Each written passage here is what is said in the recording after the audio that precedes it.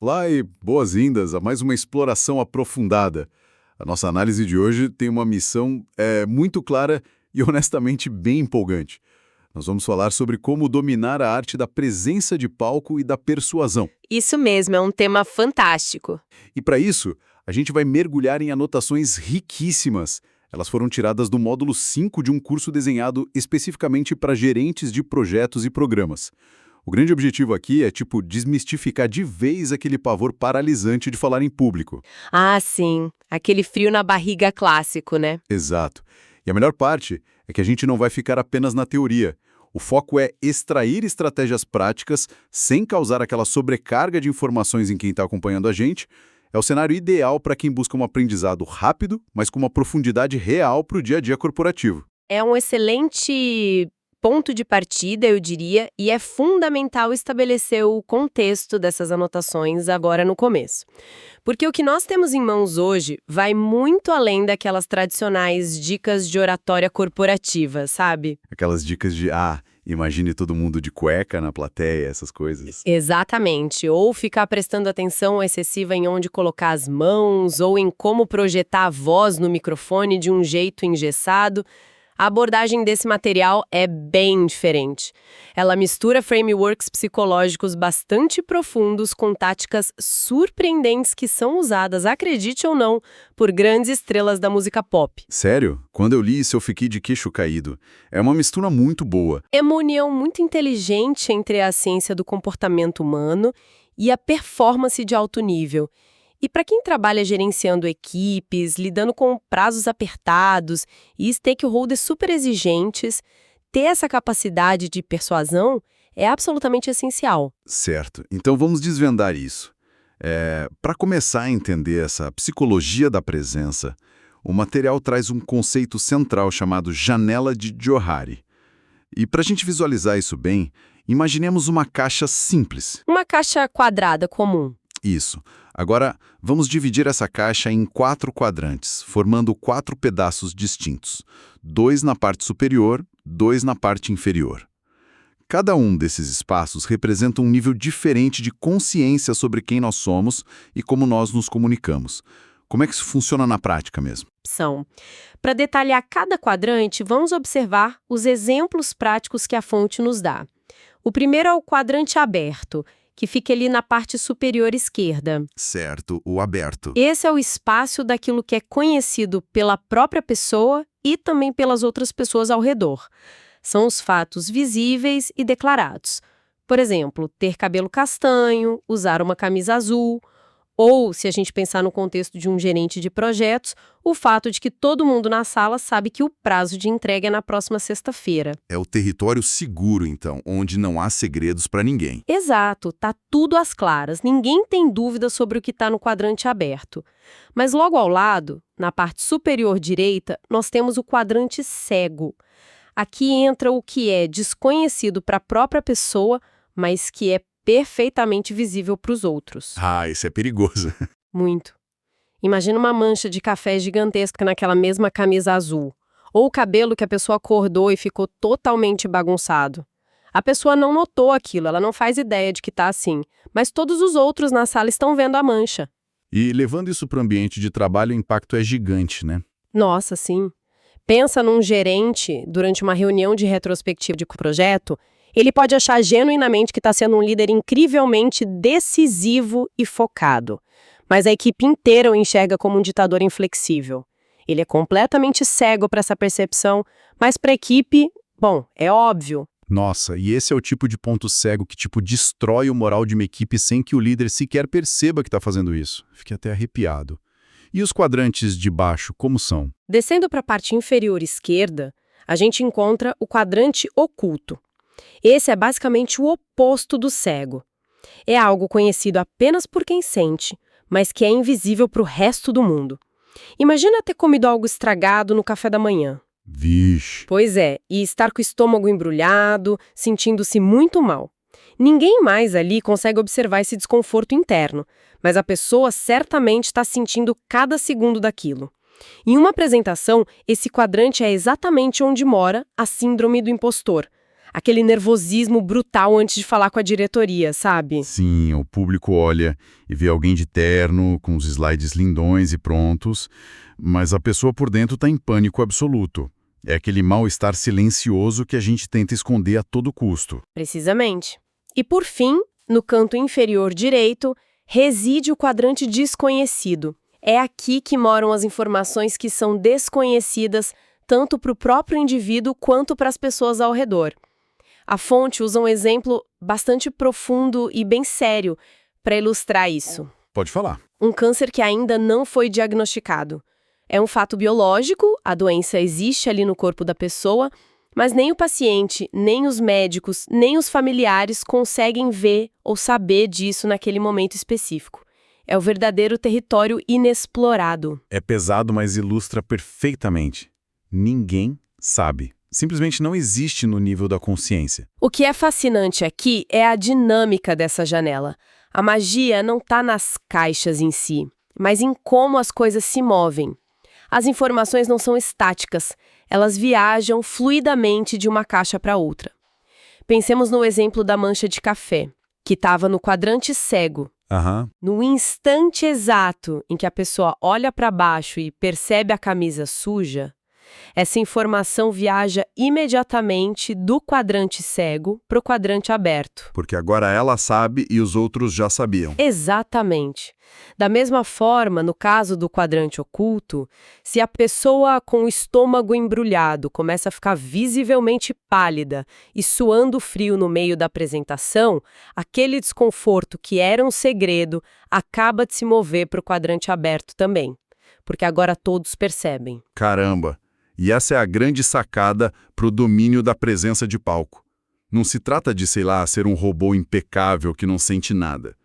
Trata-se de decidir conscientemente o que você vai manter no quadrante oculto e o que você vai revelar no quadrante aberto. É um jogo de percepção mesmo, um controle do fluxo de informações. É dominar a sua própria narrativa perante os outros. Só que isso nos leva a um ponto muito curioso que o texto aborda sobre palestras e reuniões. Normalmente, quem está com o microfone na mão tende a achar que é o centro absoluto do universo, né? A pressão parece infinita porque parece que todos estão julgando cada respiração de quem está falando. É o que nós chamamos de armadilha do ego.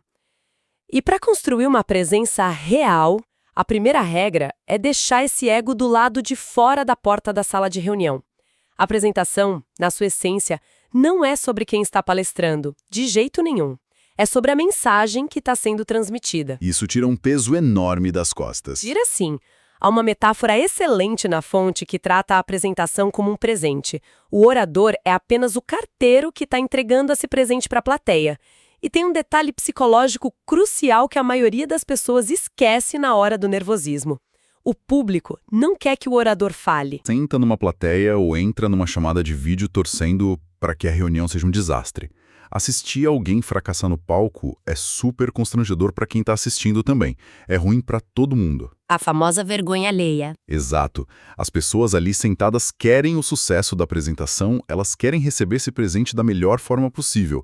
E eu achei essa uma mudança de perspectiva muito libertadora. Saber que a sala está, na verdade, torcendo a favor, muda tudo. Muda completamente o jogo. E para garantir que esse presente seja bem recebido, é vital criar um ambiente seguro. A audiência precisa se sentir segura com você. Vamos contrastar dois perfis de liderança para ilustrar isso? Vamos lá. Imaginemos a figura de um gerente de projetos agressivo que entra na sala de reuniões do conselho com uma postura hostil, batendo as pastas na mesa, falando alto. Imediatamente o ambiente fica tenso, a linguagem corporal de todo mundo se fecha, os braços se cruzam. Todo mundo entra na defensiva. Exato. A comunicação falha antes mesmo de começar, porque a defesa de todos já está armada.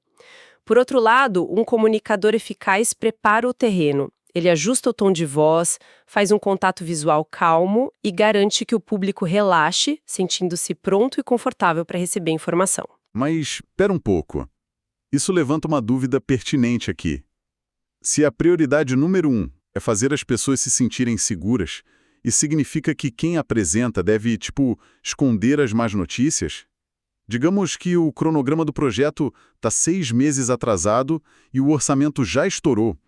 Entregar o que o público quer ouvir não seria simplesmente adoçar a pílula e fingir que está tudo bem. Olha, essa é uma confusão super comum, mas a resposta é um sonoro não. Manter a segurança não significa mentir ou omitir fatos de forma alguma. Se houver uma verdade dura a ser dita, como o atraso drástico de um projeto ou a queda de um servidor crucial, essa verdade deve ser dita frontalmente. Sem enrolação. Sem enrolação, a grande diferença está na forma como isso é entregue. É perfeitamente possível comunicar uma crise profunda de uma maneira que o público ainda se sinta psicologicamente seguro. Em vez de focar na culpa, sabe, apontando dedos e gerando aquele pânico generalizado, o comunicador habilidoso muda o foco para a solução. Ele direciona a energia da sala. Perfeito! A narrativa deve guiar a conversa com perguntas construtivas, do tipo, este é o problema, agora, como podemos nos recuperar disso? Ou então, quais são os nossos próximos 3 passos para reconstruir a partir daqui?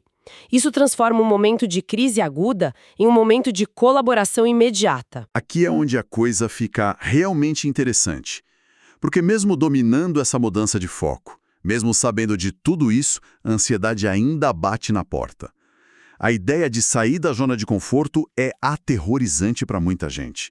E há uma revelação nessas anotações que, confesso, pode chocar muita gente. O medo do palco nunca desaparece. Nunca desaparece, e eu acho isso profundamente reconfortante, de certa forma. Saber que até os maiores atores de teatro e os cantores mais famosos do mundo sentem exatamente aquele frio na barriga, as mãos suando antes de cada show. O segredo não é eliminar o medo, é mudar o significado dele. Como assim? O nervosismo significa pura e simplesmente que eu me importo. Significa que o cérebro reconhece a importância daquele momento e está enviando adrenalina para garantir foco total. De fato, as piores apresentações da história acontecem justamente quando há total apatia, quando o palestrante simplesmente não dá a mínima para a mensagem ou para o público. Nossa, verdade. Quando o cara tá ali só cumprindo tabela, é horrível de assistir. É entediante. A ansiedade costuma ser altíssima naqueles minutos iniciais nos bastidores, mas a biologia humana garante que ela diminua logo depois que a fala começa e o fluxo mental se estabelece. E para lidar com esse pico de adrenalina ali nos bastidores, nós esbarramos numa tática muito curiosa nas anotações. De repente, no meio de um material sério para gerentes e projetos corporativos, surge a figura de ninguém menos que a Beyoncé. Maravilhosa, né? Sim. E qual é a ligação entre uma estrela pop global e o gerenciamento de cronogramas no escritório fechado? O que a Beyoncé tem a nos ensinar sobre presença executiva? Conta isso pra gente. Essa ligação é simplesmente brilhante. O material relata como a Beyoncé, lá no início da carreira solo dela, usava uma tática psicológica fascinante para lidar com a pressão esmagadora da fama e do palco. Ela criou um alter ego, chamado Sasha Fierce. A famosa Sasha. Ela mesma. Como pessoa física, a cantora se sentia muitas vezes tímida e intimidada para subir no palco e entregar aquelas performances que são super agressivas, dramáticas, incrivelmente confiantes. Então, o que ela fazia? Ela transferia essa responsabilidade. Ela dizia para si mesma que não era a Beyoncé que estava ali, correndo riscos. Era a Sasha Fierce. É uma separação total, né? Sim, isso criava uma distância emocional do medo. A ansiedade ficava com a Beyoncé lá no camarim, bebendo uma água, enquanto a Sasha Fierce dominava a arena inteira. Mas vem cá, parando para pensar no nosso contexto corporativo, isso não soa um pouco falso? Se alguém resolve colocar uma fantasia de supergerente impecável, a equipe não vai perceber na hora que é só um teatro? Porque isso parece muito com aquela velha ideia de fingir até conseguir, o fake it till you make it, que muitas vezes resulta em líderes bem inautênticos, na real. É uma excelente provocação, mas há uma linha tênue muito crucial aqui. Criar um alter ego não é inventar uma personalidade falsa do zero, nem mentir sobre quem você é de verdade. Não é sobre adotar um sotaque diferente ou fingir que domina um assunto que você ignora. Na verdade, é sobre dar rédea solta aos melhores atributos que já existem dentro do indivíduo. Ah, Então é como se fosse um filtro. Um amplificador. Esses atributos normalmente ficam contidos pela timidez ou pela dúvida. É perguntar a si mesma quais são os meus pontos fortes, que, se tivessem total liberdade e zero medo do julgamento alheio, fariam uma apresentação incrível hoje. Esse conjunto purificado de pontos fortes é o seu alter ego. É uma versão amplificada de verdades que já estão lá dentro. Faz todo sentido. Há um exemplo muito prático disso nas anotações, focado justamente na realidade de um gerente de projetos. Conta a história de um jovem gerente que recebeu a missão super difícil de liderar uma equipe de engenheiros e trabalhadores bem mais velhos e infinitamente mais experientes que ele. Imagina a pressão. O nível de intimidação que ele sentia era gigantesco. A síndrome do impostor gritava no quadrante oculto dele. Então, usando essa técnica do alter ego da Beyoncé, ele parou e mapeou as qualidades reais dele. Ele sabia que era muito inteligente, que era extremamente organizado e que tinha uma facilidade enorme para tratar as pessoas de forma amigável. Com base apenas nessas 3 verdades, ele construiu o alter ego de liderança dele. O que torna a história desse gerente tão didática para nosso papo é o uso da ancoragem física, algo que o texto chama de uniforme do alter ego. Esse gerente não usava um terno espalhafatoso ou uma capa de super-herói, mas ele escolheu uma camisa específica de botão para os dias de reunião importante. Uma camisa comum, né? Sim, uma roupa do dia a dia, mas que ganhou um significado psicológico muito pesado para ele. Toda vez que ele vestia aquela peça de roupa específica, ele enviava um sinal para o próprio cérebro. Ele pensava, agora não sou apenas o jovem inexperiente cheio de dúvidas. Eu estou ativando o líder inteligente e organizado. É quase um ritual. É um ritual de ativação. Ao vestir a camisa, a postura dele mudava fisicamente, os ombros relaxavam, a voz ganhava firmeza e, através dessa presença projetada de forma consistente e segura, ele conseguiu de fato conquistar a confiança e o respeito de toda aquela equipe sênior. Fantástico. Então, o que tudo isso significa para quem está acompanhando a gente e está buscando aplicar esse conhecimento amanhã de manhã no escritório? Significa que a teoria psicológica precisa virar suor e prática. Não tem jeito. Há um caminho muito claro para esse aperfeiçoamento contínuo. A primeira dica direta do material é agir como atletas profissionais fazem depois de um grande jogo. Assistir ao replay, né? Exatamente. Eles assistem aos game films, as gravações da própria performance, para analisar cada movimento. A recomendação de ouro aqui é gravar as próprias apresentações, palestras ou sessões de liderança. Claro, e eu faço questão de fazer um adendo ético e legal vital aqui. Sempre, absolutamente sempre, pedir permissão expressa de todos os presentes antes de ligar qualquer câmera. Com certeza, segurança e ética em primeiro lugar. Com esse vídeo em mãos, é possível sentar e assistir a própria linguagem corporal, notar aqueles vícios de linguagem que a gente nem percebe que tem e avaliar a clareza da mensagem. Idealmente, fazer essa dissecação junto com um mentor experiente que consiga te guiar. Essa análise externa é dolorosa no início, viu? Justamente porque nos força a encarar o nosso quadrante cego de frente. Mas é crucial. E ela se liga perfeitamente à segunda recomendação prática das anotações, o foco obsessivo nos pontos fortes.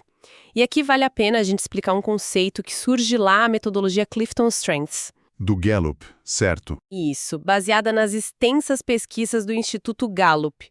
Para explicar de forma bem simples para quem está ouvindo, imagina um teste comportamental que prova com dados estatísticos de décadas que o esforço focado em descobrir e aprimorar os talentos naturais de uma pessoa traz resultados astronomicamente maiores do que aquele esforço gasto tentando consertar os pontos fracos. Olha, isso vai contra quase tudo que a gente aprende na escola, né?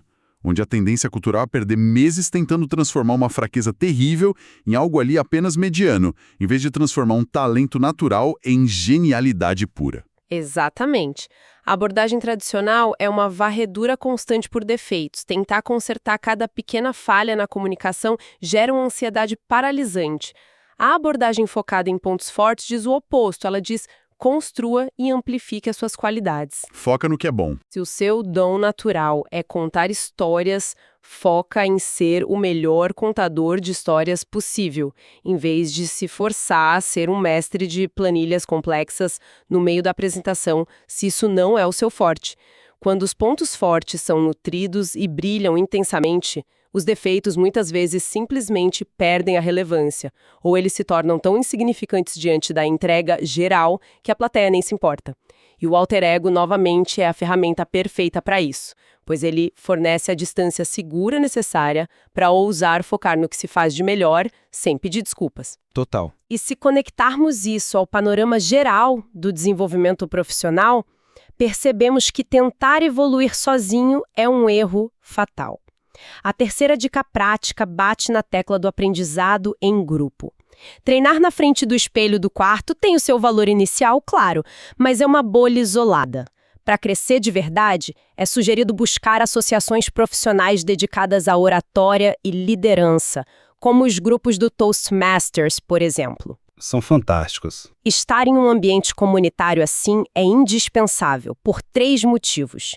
Permite testar a presença de palco na prática, força a saída da zona de conforto em um ambiente onde é seguro errar e, o mais valioso de tudo, fornece feedback real, diversificado e imediato sobre como a sua mensagem está aterrissando na mente das outras pessoas. E para garantir que tudo isso não fique apenas nas boas intenções do papel, a última recomendação fecha o ciclo com chave de ouro.